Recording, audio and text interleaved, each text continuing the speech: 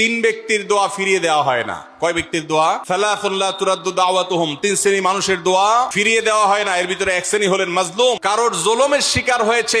এই ব্যক্তি জালেমের বিরুদ্ধে যে তার মনের আকুতি থাকে, বদদোয়া থাকে, আল্লাহ সুবহানাহু ওয়া তাআলা এটা ফিরিয়ে দেন না। এজন্য পৃথিবীর ইতিহাসের কোন জালিম আপনি দেখাতে পারবেন না যেই জালিমকে আল্লাহ ছেড়ে দিয়েছেন, আল্লাহ ছাড় দিয়েছেন কিন্তু চূড়ান্ত ভাবে ছেড়ে দিয়েছেন, এমন কোন জালিম আপনি দেখাতে পারবেন না।